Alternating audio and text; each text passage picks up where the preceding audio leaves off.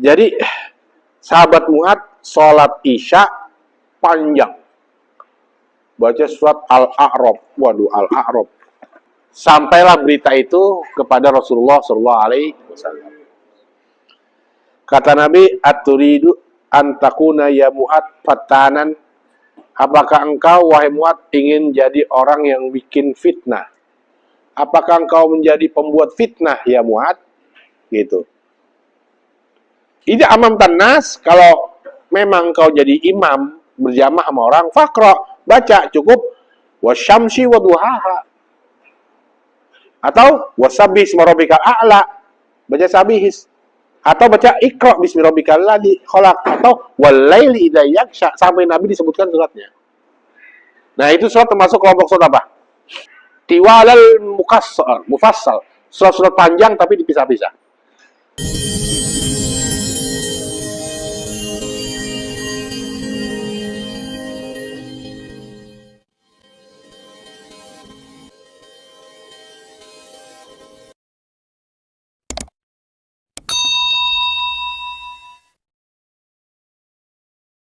Bismillahirrahmanirrahim. Assalamualaikum warahmatullahi ta'ala wabarakatuh.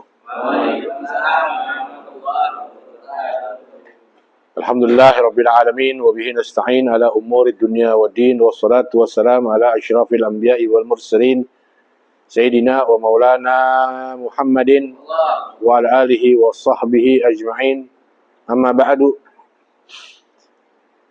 Hadratal mukarramin wal muhtaramin, keluarga besar jamaah Majelis Ta'lim Assalam, senantiasa kita selalu mendapatkan rahmatnya dari Allah Subhanahu wa Ta'ala. Alhamdulillah, masih dalam penjagaannya, pemeliharaannya, dan Allah telah menyempurnakan semuanya itu dengan disempurnakannya nikmat untuk kita semuanya. Tidak kurang satu apapun kecuali bertambah nikmat sehat wal afiat, maka tidak kurang kita pun harus bertambah yang namanya bersyukur kepada Allah Subhanahu wa Ta'ala. Alhamdulillah, malam hari ini masih diberi kesempatan kita untuk kembali lagi ke majelis ta'lim kita yang sangat kita rindukan. Semoga menjadi sebab kita dirahmati Allah Subhanahu wa Ta'ala, semua hajat kita dimakbulkan, semua urusan kita dimudahkan, semua perkara-perkara kita digampangkan oleh Allah Subhanahu wa Ta'ala. Jamaah yang dimuliakan Allah Subhanahu wa Ta'ala, masih dalam pembahasan kitab Bulughul Maram, masih dalam pembahasan tentang sholat berjamaah. Yang mana pada pembahasan sebelumnya sudah dijelaskan tentang etika cara sholat berjamaah, menteladani daripada perilaku ibadahnya Nabi Muhammad bersama para sahabat-sahabatnya. Masih kita membuka rekaman tersebut dalam bab sholat berjamaah ini dalam kitab Bulughul Maram, melanjutkan tema kita tentang sholat berjamaah. Selanjutnya hadis yang ke-431 diriwayatkan dari Abi Sa'id Al-Khudri radhiyallahu ta'ala anna Rasulullah sallallahu alaihi wasallam ra'a fi ashabihi ta'akhuran. Faqala taqaddamu fa'atammu bi wal yatamma bikum man ba'dakum. Satu hari dalam pelaksanaan sholat berjamaah, Nabi sempat melihat ada sahabat yang mundur dari barisan sholat. Ya.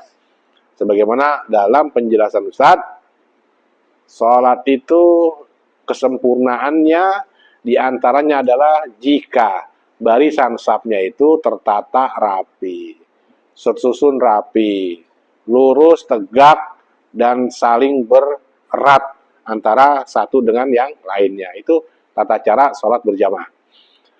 Tetapi ada satu orang rupanya dia mundur. Nah, mundur ke belakang sehingga tampak pada saf itu bolong. Ya. Atau safnya agak menjauh dari posisi Nabi Muhammad SAW. Sehingga Nabi menegur, ayo maju. Nah, gitu ya.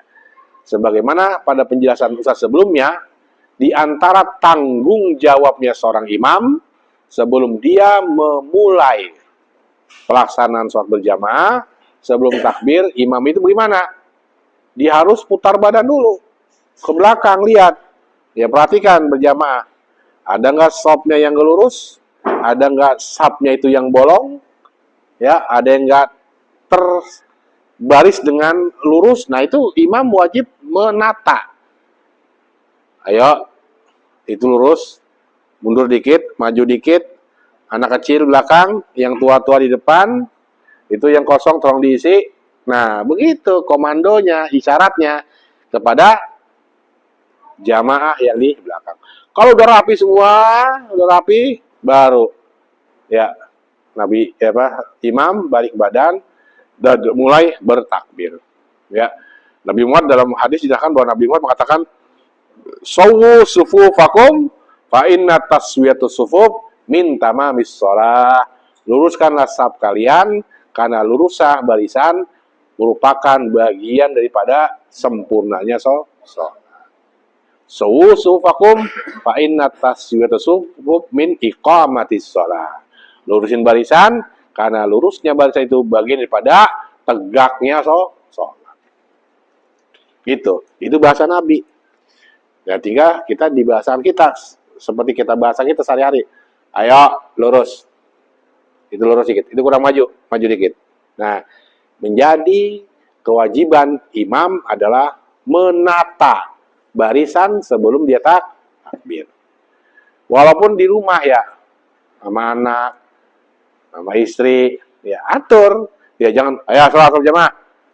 Tahu-tahu berdiri, tahu Allahu Akbar. Di belakangnya masih ngomong anak kita.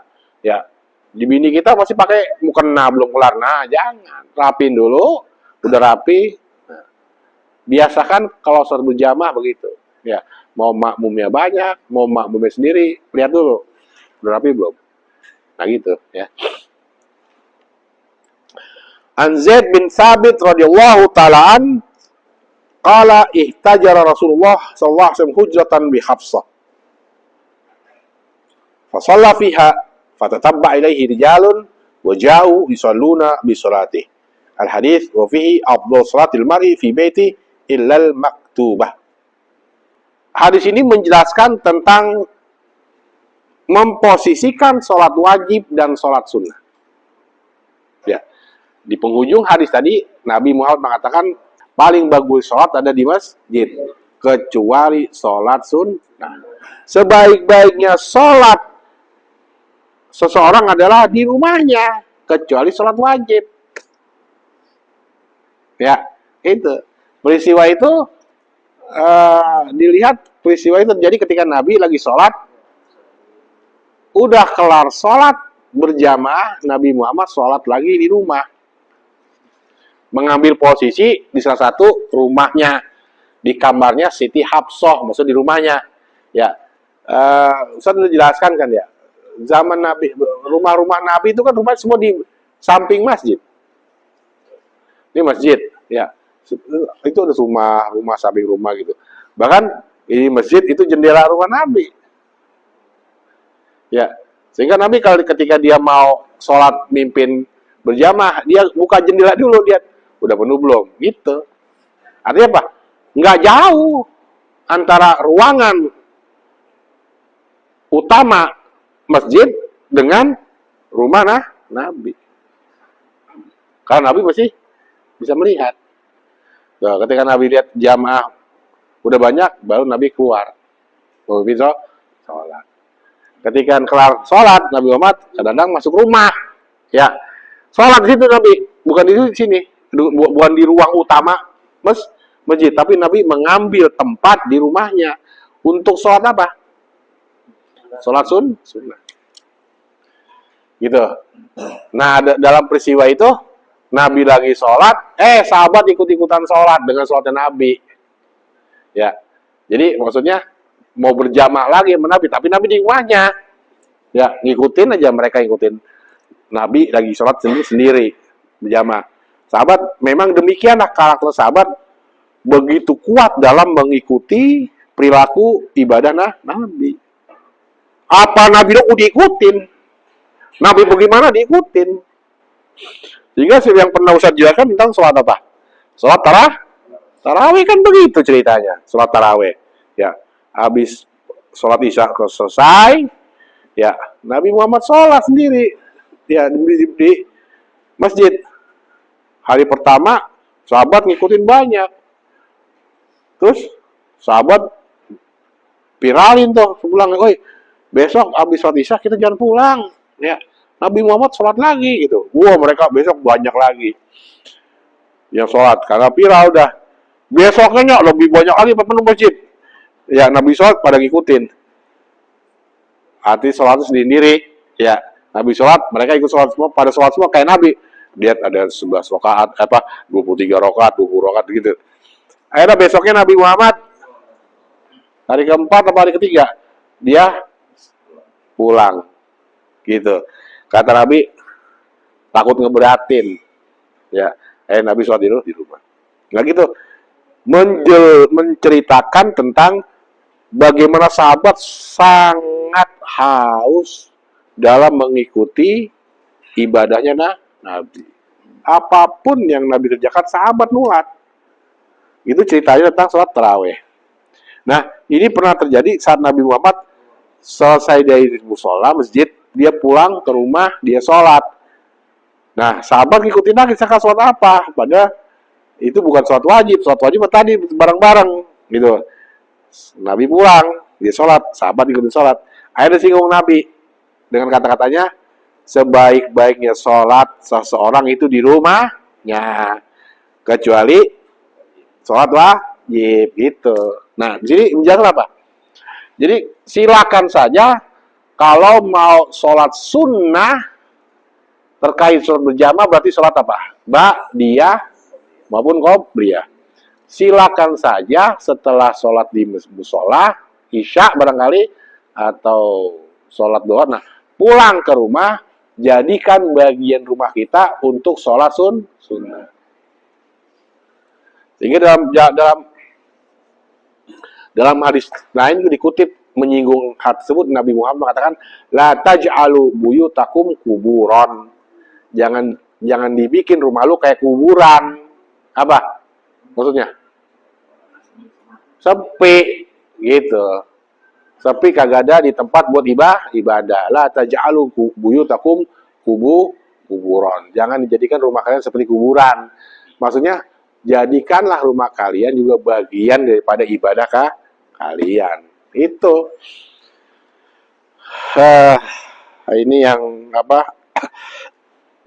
yang nggak banyak dilaksanakan sama ente-ente semua ini, ya.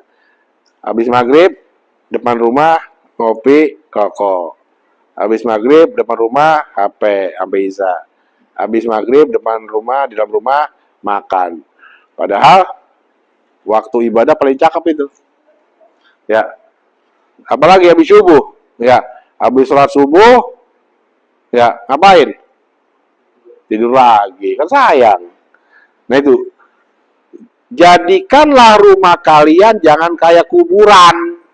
Artinya ambil waktu-waktu untuk ibadah. Nah, cara cerdasnya adalah jadikanlah, pilihlah waktu-waktu tertentu untuk ibadah. Waktu-waktu tertentu aja. Nggak harus 5 waktu. Gitu kan? Apa? Waktu-waktu tertentu kapan nanti ambil waktu tentunya? Habis maghrib dan habis subuh. Udah itu aja dah. Pokoknya habis maghrib, jangan kemana-mana kalau di rumah dah. Jangan keluar dulu. Karena khusus habis maghrib itu kita ibadah. Jadikan waktu khusus. Sehingga ada orang mengatakan, gimana saat dia caranya biar istiqomah? Karena susah buat istiqomah. Trik yang gampang untuk istiqomah adalah pilih waktu-waktu khusus. Itu caranya istiqomah. Pilih waktu-waktu khusus kita ibadah dah. Waktu itu khusus dah. Jangan pakai campur, jangan kita pindah-pindah waktu lain. Nah itu diantara trik untuk memelihara istiqomah. Kita pilih yang paling ideal kapan? Habis maghrib udah enak.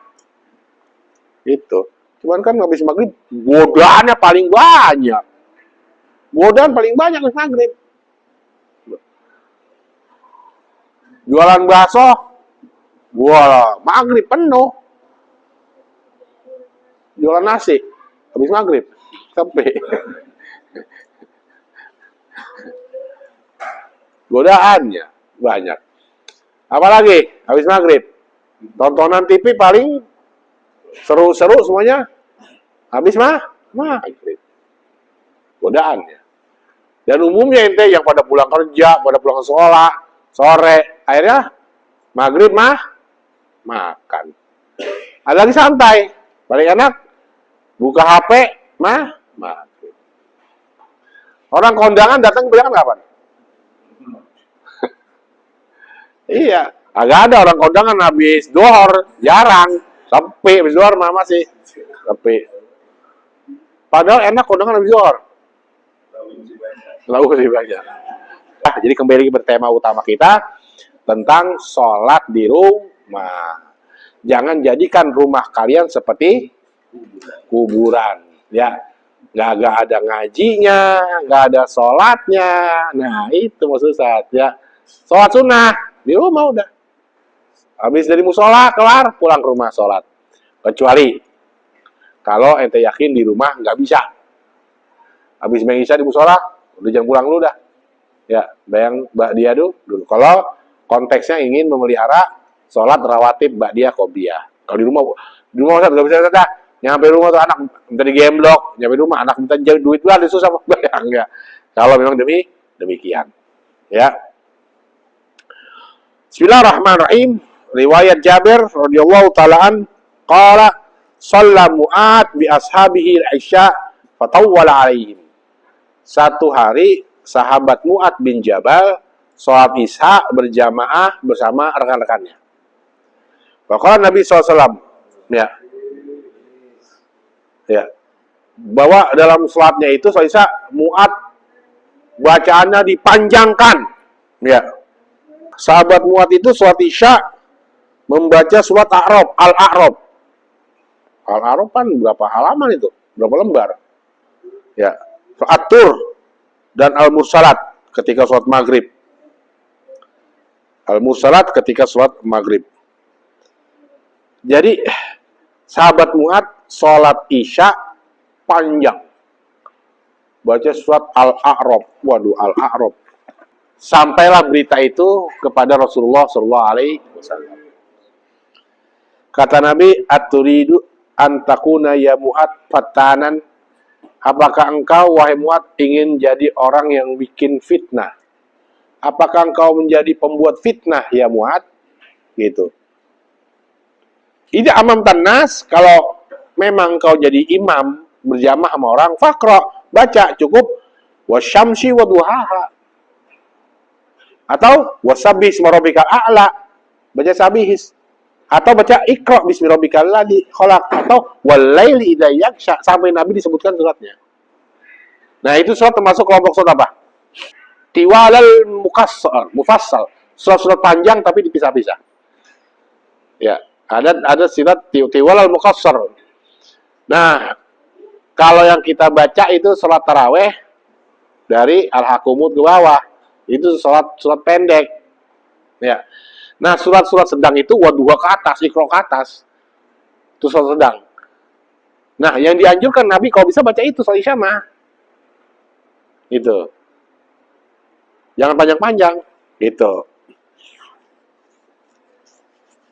Ya. Jadi, sahabat Mu'ad sholatnya panjang. Dilaporin sama Nabi. Ya Nabi, Mu'ad sholatnya panjang banget. Waduh. Ada di tayangan TV film apa tuh ya? Bacanya baca Al-Baqarah. Film apa tuh? Yang jadi imamnya. Kepanjangan, kalau sahabat pada kenger, kepanjangan. Ya, zaman Nabi itu, bukan zaman kita. Zaman Nabi aja berat kalau dibacain surat seperti itu. Kata Nabi, lo mau jadi tukang fitnah, Mu'ad? Mau jadi tukang fitnah gini? Nah, akhirnya fitnah, kata Nabi, jadi fitnah. Fitnah dalam arti adalah membuat orang berprasangka buruk pada agama. Itu fitnah. Membuat orang jadi merasa berat dalam beragama. Itu fitnahnya. Fitnah dalam agama seperti itu. Disuruh zakat 2,5% aja. Susah banget kan? Disuruh zakat 3 liter setengah aja susah. Gimana kalau jadi agama Kristen persepuluhan umpama gitu kan ya, berat. Yang seperti itu aja orang banyak yang berat. Nah itu, apalagi agama dibebankan dengan perkara-perkara yang berat. Di situ lebih khawatir. Jangan sampai nanti agama jadi fitnah. Fitnahnya apa? Memberatkan orang. Nah itu yang dikritik Nabi kepada sahabat Mu'ad. Kau mau jadi tukang fitnah, Mu'ad? Ya, besok-besok yang begitu. Ya, kalau jadi imam, nggak usah susah-susah baca aja Sabihis, baca aja Wasyamsi waduhaha, baca aja Iqra, baca aja Walaili idza yaghsha, kata Nabi ya. Nah, itu baca-baca itu. Ya, berarti sholat Isya seperti itu.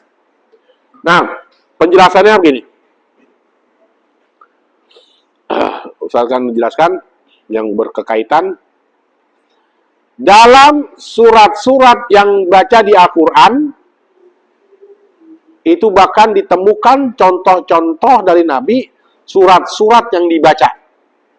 Ya, cuman Ustadz belum nemu jadwalnya.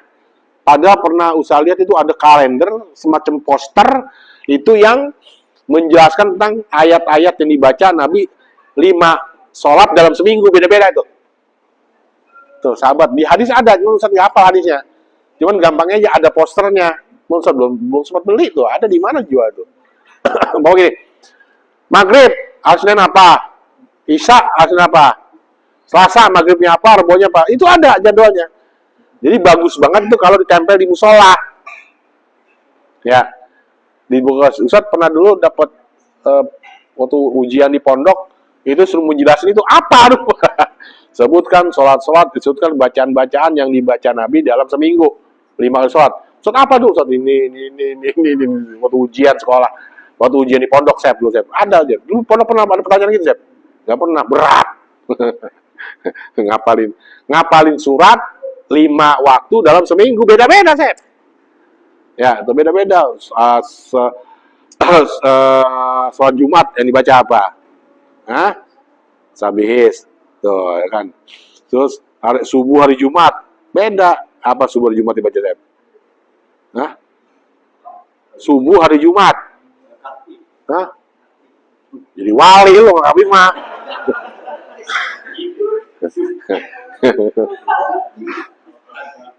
Asep nggak tahu Asep tuh. Asep, masa Asep yang mondok yang berjamaah kalau di pesantren, hah? Ya bebas. Berarti sebenarnya ada, gitu. Sebenarnya ada. Kalau bisa diterapin. Subuh Jumat itu bacanya Al-Insan, Ad-Dahr.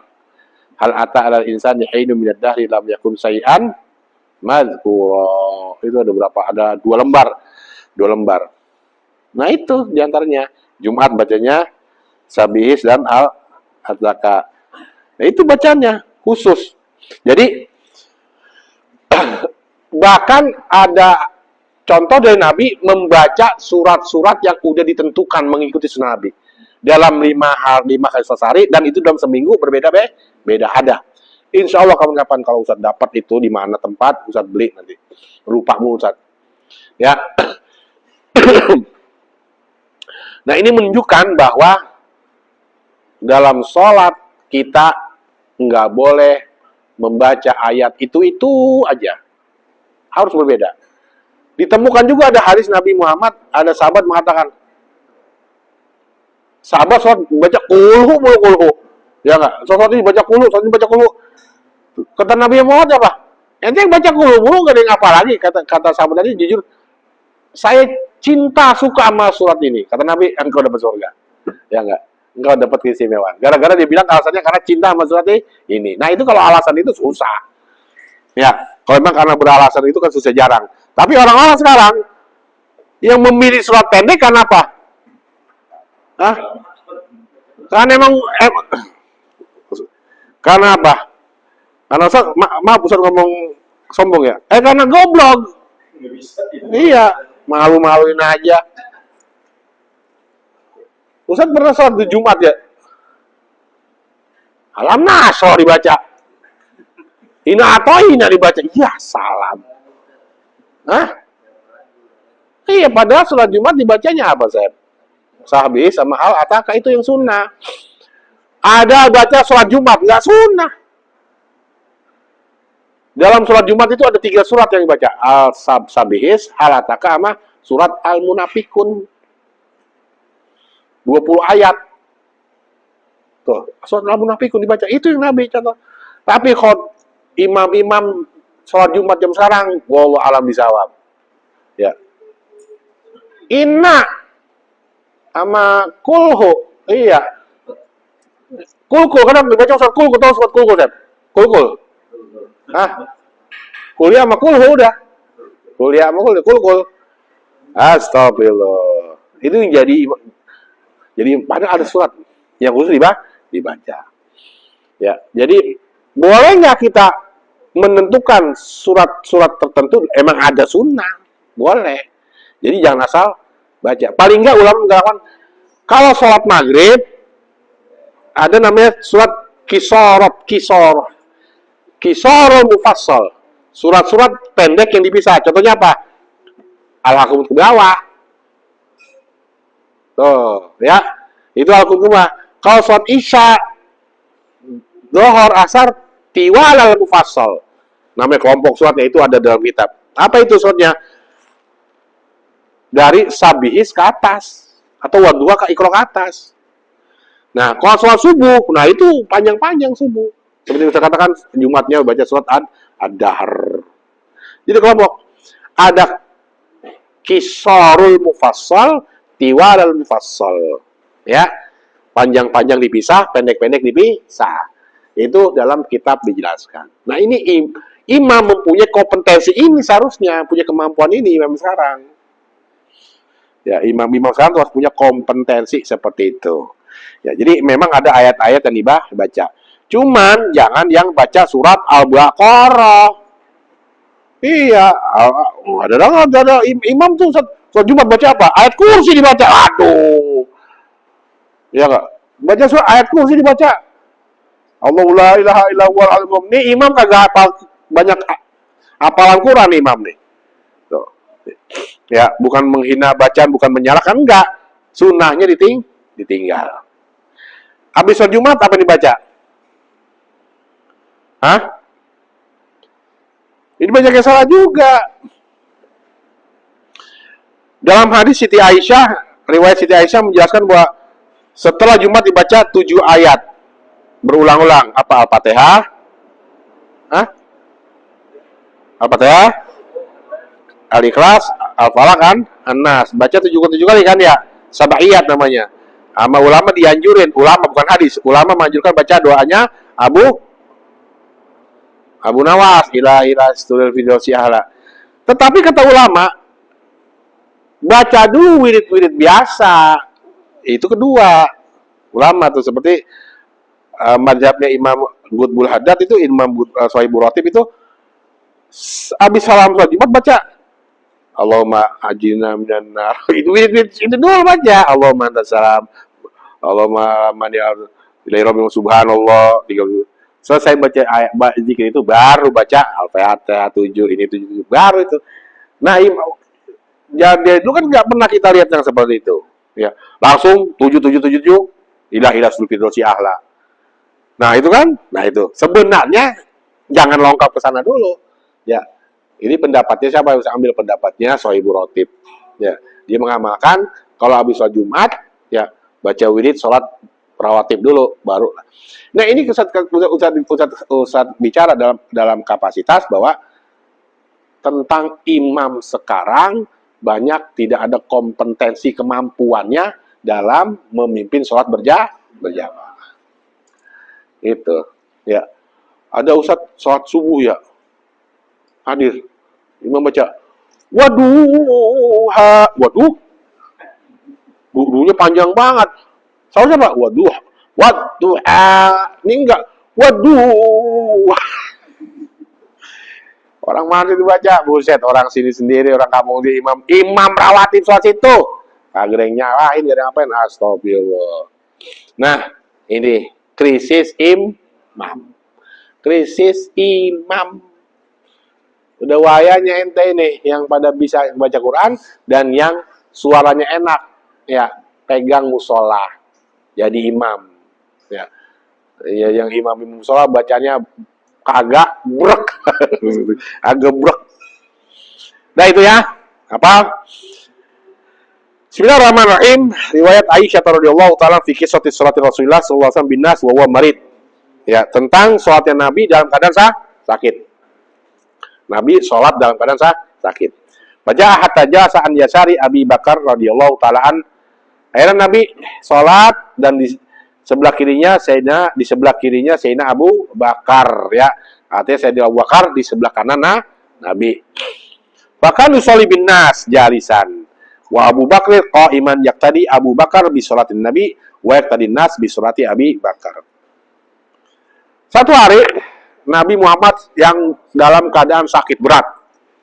Sakitnya itu Nabi Muhammad mengalami sakit demam tinggi. Demam begitu tinggi 3 hari. Ya. Senin, Selasa, Rabu. Ya. Nabi Muhammad Rabu. Itu sempat sholat bersama panas dari hari Senin. Jadi Nabi Muhammad nggak sholat berjamaah Senin, Selasa, karena panas tinggi. Sehingga ada sahabat yang Nabi coba tolong bawakan saya ke depan, dibopong. Saking panas itu, kata Rasulullah, tolong siram saya air. Sama Sayyidina Ali disiram seember, diguyur Nabi Muhammad, lagi demam-demamnya ini. Diguyur. Terus kata Nabi, udah disiram belum? Nggak kerasa, saking panasnya. Jadi Nabi Muhammad saking panasnya sampai pucat, sampai lemes. Nah, hari Rebo, Nabi Muhammad lihat jendela dibuka, udah kumpul belum? Gitu ya, jendela deh. Buka. Nabi ketawa. Sahabat semuanya ketawa. Kenapa? Beranggapan bahwa Nabi udah baik, udah sehat. Nabi senyum. Senyum kenapa? Tetap sholat berjamaah gak ditinggal. Nabi Muhammad keluar dipapa oleh sahabat. Dibopong sahabat dan Nabi sholatnya duduk. Karena nggak mampu berdiri. Udah lemes. Duduk. Nabi sholat duduk, tetapi Nabi Muhammad di sini duduk, sebelah kanan Nabi ada Sayyidina Abu Bakar sholat berdiri. Gitu. Nah, Nabi sholat, Sayyidina Abu Bakar ngikutin sholat Nabi. Nah, sahabat di belakang ngikutin sholat Sayyidina Abu Bakar. Jadi artinya apa? Dalam keadaan sakit sekalipun, Nabi Muhammad tetap sholat memimpin berjamaah dalam keadaan sakit. Itu sakitnya paling berat. Panas. Diikat Nabi palanya, diikat.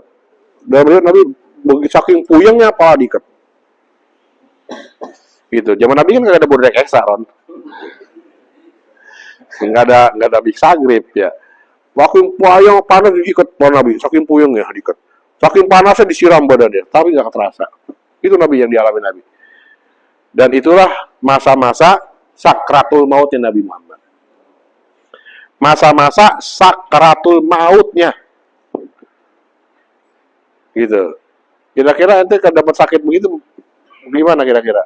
Wah, bukan ruang ICU lagi. Ruangan apa kira-kira di ICU? Masih kuat Nabi Muhammad memimpin sholat berjamaah. Jadi, gimana menghukumi sholat itu? Menghukumi sholat itu, sahabat sholat berjamaah, siapa imamnya? Imamnya Nabi. Cuman, kan Nabi duduk, Nabi dijelaskan sholatnya dengan sholat berdirinya Sayyidina Abu Bakar. Yang jadi imam siapa ini? Nabi tetap, kan Nabi sholat, memimpin sholat. Cuman, di samping ini Nabi, samping kanannya Abu Bakar. Supaya sahabat-sahabat yang lain ngelihat sholatnya Nabi. Karena nggak mungkin sahabat ngeliat Nabi Muhammad lagi duduk itu kesian, ya. Agar jamaah sholat bisa sempurna juga, maka dijadikan Abu Bakar sebagai orang yang menjelaskan, meneruskan sholat Nabi. Jadi Abu Bakar sebagai imam sebagai makmum. Makmum tetap. Yang jadi imam siapa? Nabi. Taman Nabi Muhammad duduk. Boleh nggak kita sholat berjamaah sama imam yang duduk? Hah? Boleh nggak? Ya kalau bisa nggak boleh. Kalau dalam keadaan normal, ya, yang sempurna juga, yang sehat juga, yang bisa berdiri juga. Nanti yang sholat berjamaah adalah imam pakai kursi roda, jangan, ya mundur. Yang sehat apa kan itu? Bukan berarti rekomendasi begitu ya. Karena ini adalah Nabi Muhammad SAW. Jadi hukum sholat di sini adalah hukum berjamaah. Boleh memimpin sholat berjamaah walaupun dalam keadaan sakit, sempurna gitu ya. Bismillahirrahmanirrahim. An Abi Hurairah radhiyallahu ta'ala an qala Rasulullah SAW bersabda, riwayat Abu Hurairah radhiyallahu ta'ala an, "Idza amma ahadukumun nas," kalau kalian ngimamin orang, fal yukhaffif, apa? Ringankan. Fa inna fihim as-shaghir wal kabir, karena di tengah-tengah mereka ada anak kecil, ada orang tua, wad dhaif, dan orang lemah, wadal hajah, dan banyak orang punya keperluan. Fa idza shalla wahda, tapi kalau kalian sholat dewek-dewek, falisolli kaifa yasha, maka sholatlah terserah bagaimana caranya. Begitu ya. Jadi adabnya sholat berjamaah adalah ringankan bacaannya. Tapi udah Ustadz gambarkan ya. Kalau sholat maghrib dibaca ayat-ayat apa, sholat isya, duhur, asar ayat-ayatnya apa, ya sholat subuh ayat-ayatnya apa. Nah, ayat-ayat itulah yang harus kita ikutin cara sholat Nabi. Kenapa alasannya? Karena di tengah-tengah kita ada bocah.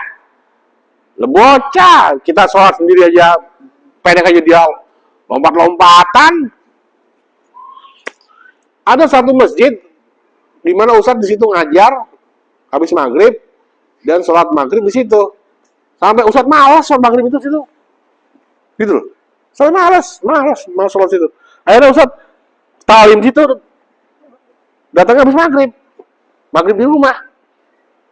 Gitu. Atau nyampe situ udah kelar maghrib, sholat maghrib sendiri situ. Kenapa begitu sebenarnya? Itu yang sholat bocah. Sampai suara imam kedengeran. Kalau bocah masih senggol-senggol, ngobrol, tepuk tangan. Udah tuh lompat-lompat. Ini kampung apa? Orang tuanya bagaimana ini?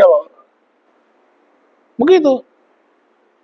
Jadi rutin itu sholat berjamaah di masjid itu udah kagak diantar sholat berjamaah. Sholat maghrib.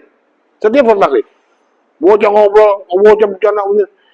Waduh, enggak pernah khusyuk sholat maghrib itu. Sholat maghrib di situ waktu talim itu enggak pernah khusyuk. Udah dah. Nyampe masjid, sholat berjamaah di dalam. Bola bocah, sholat imam, bola. Luar biasa. Dan setiap kali ngaji Ustaz jelasin bahwa nggak boleh bocah macam-macam satu kampung bicara pahit. Nggak dengerin orang kampung. Begitu aja udah. Saking keselnya Ustaz akhirnya apa? Nggak sholat maghrib itu dah. Datang situ habis maghrib, selesai baru masuk. Ya, nah itu bocah. Jangankan kita baca panjang, baca pendek kayak dia pada berisik. Pada ngomong dulu. Kemudian ada orang tua. Orang tua sakit-sakitan, ya enggak? Agak lama pengen kencing. Waduh, dia udah doyong begini, dia udah doyong. Udah doyong 1 jam, ya Allah kesian. Bacanya baca. Kalau udah kayak gitu udah baca kul aja udah. Ya udah, lihat nih, lihat, makanya kata Ustaz, imam nengok belakang lihat posisi imam. Oh, lah. Nah, dia bisa menentukan apa yang dia dibaca karena dia lihat makmumnya seperti apa. Kemudian ada orang lemah, orang sakit, ya orang puyeng. Kemudian ada orang banyak keperluan, ya. Siapa tahu dia sholat maghrib bentaran. Allah, aku tengok-tengok sepedanya itu ngojek. Karena itu. Iya, Pak, namanya orang banyak keperluan ada aja dipikirin, nggak khusyuk. Nah, jadi pertimbangannya. Tapi kalau sholat sendiri, terserah. Ente mau khatam Quran, terserah. Nabi Muhammad SAW pernah diikutin oleh sahabat Ibnu Mas'ud radhiyallahu ta'ala. Sholat Nabi Muhammad. Akhirnya Nabi Muhammad bilang, Ibnu Mas'ud kan anak yang ada tinggal di rumah Nabi. Sholat pertama dia membaca surat Al-Imran. Sholat kedua dibaca surat Al-Maidah. Gitu. rukunya seperti membaca surat An-Nisa. Sujudnya seperti membaca, kayak gue bayangin kira-kira. Ada jam untuk sholat? Hah? Ada jam? Lebih. Kalau buatan ente mah 5 jam ada. Al-Baqarah. Rukunya, sujudnya seperti surat An-Nisa. Itu ceritanya Sayyidina Ibnu Mas'ud radhiyallahu taala. Karena Nabi sholat sendiri di rumah. Gitu. Terserah itu baca berapa juga. Tapi kalau sholat berjamaah, ya, maka pilih surat-surat yang pendek. Ya. Bismillahirrahmanirrahim.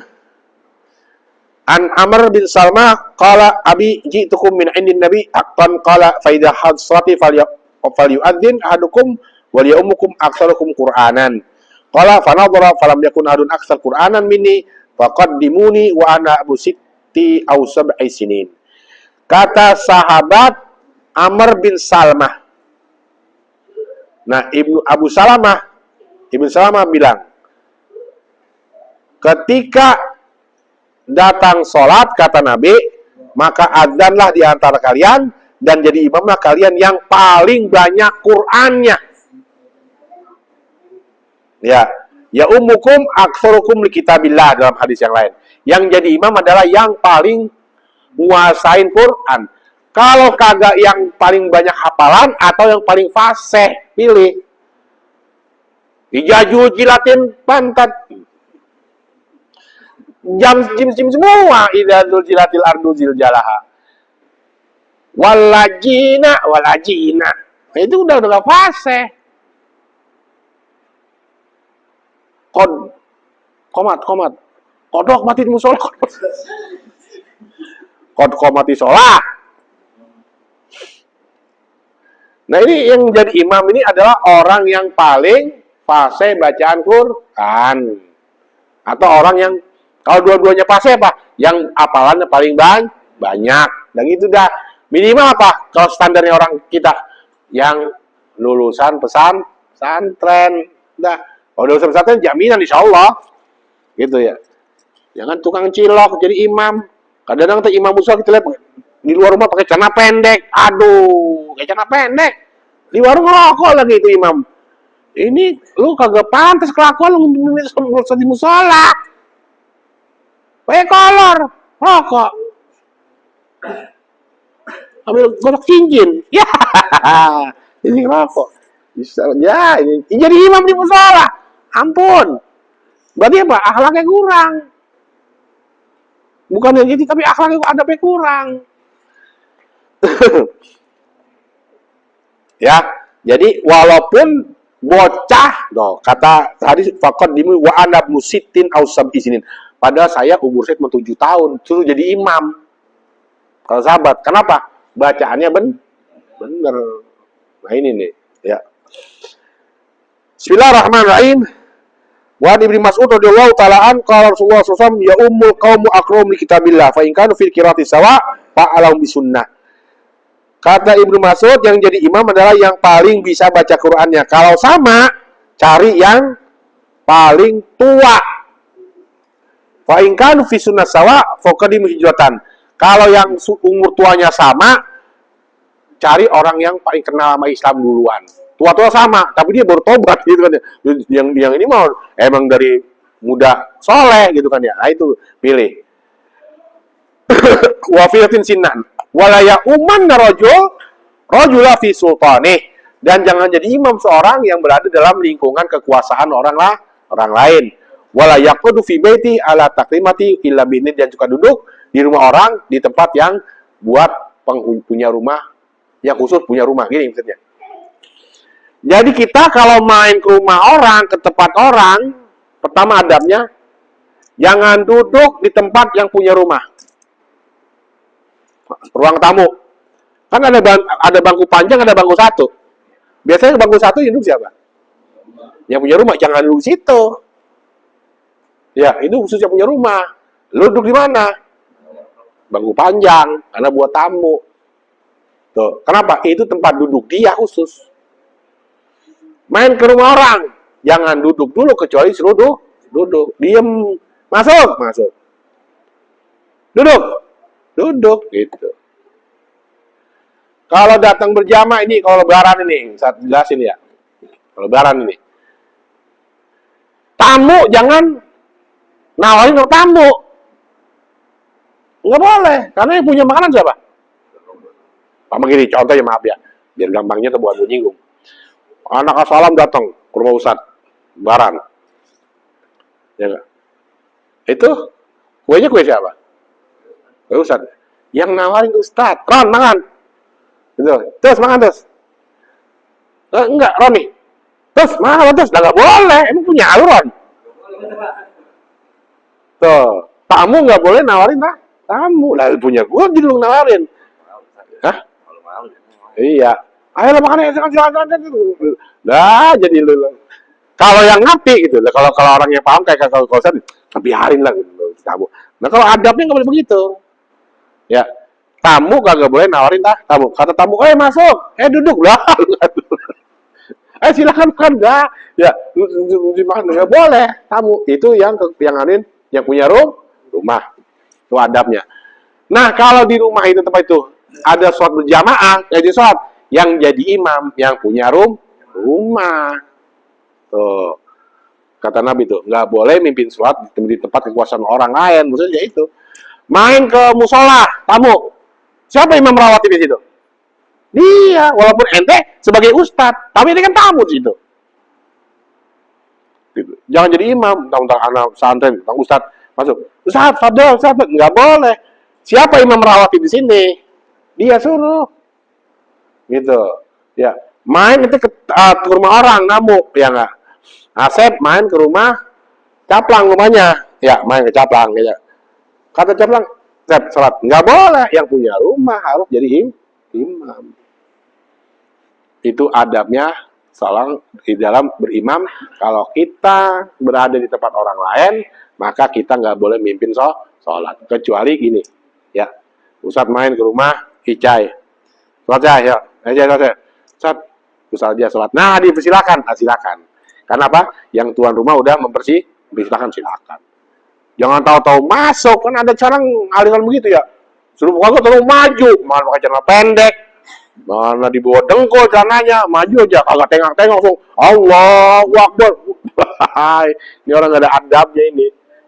Belajar adab itu kan penting. Jadi paham ya?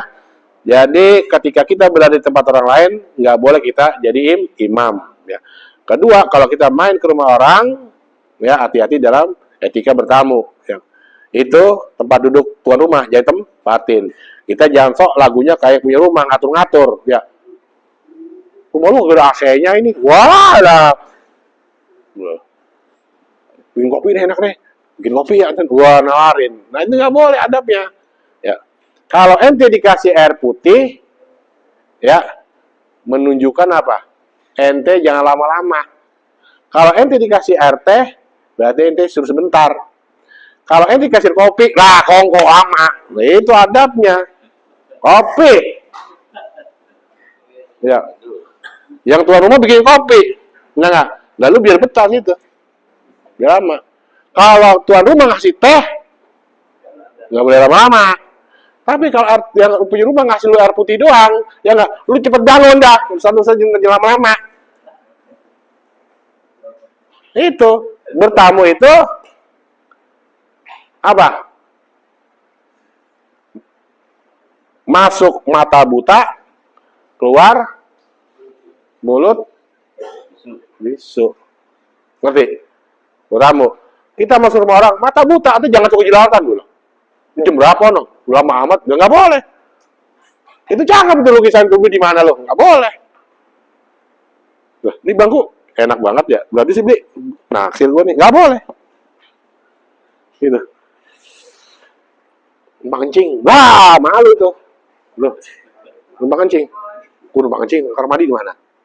Gitu. Nah malu itu nggak boleh itu. Bukan. Ya saat gimana kencing? Maksudnya saatnya yang punya rumah besok-besok di luar rumah bikin kamar mandi. Lu kencing luar, nggak boleh kamar mandi. Yang punya rumah numpang kencing. Ya, nggak boleh. Keluar dari punya rumah kita, mulut bisu deh, jangan ngomong. Ya, gue main kemarin nih, Najis banget gue ngapain lagi? Apaan gue dikasih air putih doang, pelit banget dia itu. Wah, diem. Buang dari rumah orang, mulut bisu. Masuk rumah orang, mata buta, kuping budek. Gitu ya, paham ya? Wallahu a'lam bishawab. Al-Fatihah.